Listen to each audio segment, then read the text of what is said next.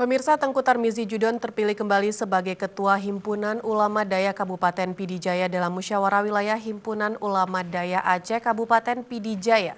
Dalam musyawarah tersebut diputuskan pengurus baru PW Huda Kabupaten Pidijaya periode 2019-2024.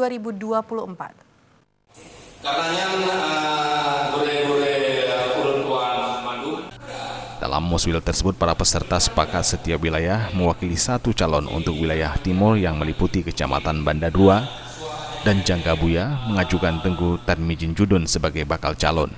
Kemudian untuk wilayah tengah meliputi Kecamatan Ulim, Kecamatan Merdu, dan Kecamatan Merah II mengusulkan bakal calon Tengku Rusdi Muhammad.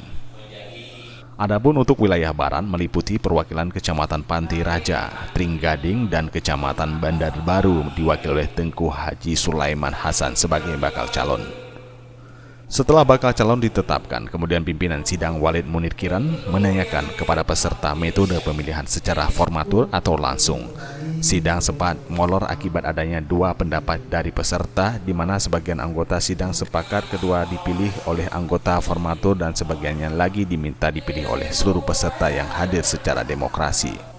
Dan kemudian pimpinan sidang menyarankan ke forum untuk pemilihan secara voting. Akhirnya peserta sepakat pemilihan dilakukan secara formatur seperti yang dianjurkan dalam syariah. Sehingga sidang memutuskan setiap wilayah menunjukkan 3 orang perwakilan dan 2 orang pengurus PW Huda. Setelah tim formatur melakukan rapat tertutup, akhirnya memutuskan dan menetapkan Tengku Tarmizi Judon sebagai ketua, Tengku Haji Sulaiman Hasan ketua 1, dan Tengku Rusdi Muhammad sebagai ketua 2 untuk masa jabatan 2019-2024 kepengurusan Himpunan Ulama Daya Pidijaya. Tim Liputan Aceh TV.